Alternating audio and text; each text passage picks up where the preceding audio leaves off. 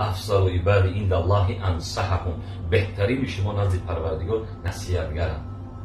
خیر الناس من انفع الناس، بهترین مردم کسانی هستند که مردم دیگه رو منفعت بگیره، مردم دیگه رو پیش بگم یک حاجی هسته بیا بریم حاجی دولت بریم حجت بود میکنیم.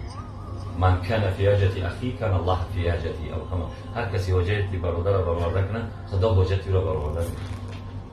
خدا میگه که این بنده مرا به خاطر چی کوشش بود کرد؟ میگه یا الله خدا به خاطر خودت که بزرگی همین آدم محتاج شد اومد میگه بدون همین جنت خندم همین کاری باشه در بجای زندگی میکنین جوانو همین تفریقا اندازین، هر خیل گروه های مخالف دار خوش نسین، هر خیل گروه تینجو امونی را دست پدر و مادرتون عشق رو نریزونین، پدر و مادر سرگردون نکنین.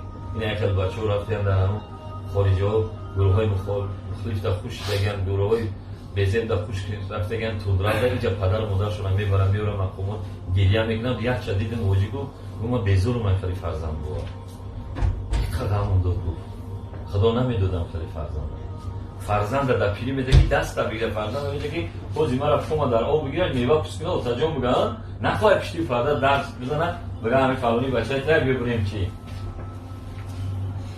مخصوصا خیلی بچه را گو قبول ندارم، مخصوصا خیلی بچه که پدر من ای پشتیو سرگردون شما ای پشتیو برم با همین خاطر بود حاجی مسلمانگری فقط نماز روزه و صلاح و ریشمونی نیست، مسلمانگری انسانگریه. مسلمانگری خونی ناحق باید نریزونی، مسلمانگری باید یک کس تهمت غیبت نکنی، مسلمانگری باید یک کس فن نکنی، پولش نکشی نگیری، حیله نکنی.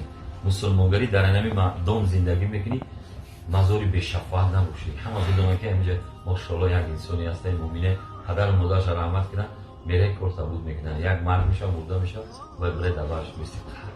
همسایه‌گری چکنی دیگر رو عبرت بگیرن.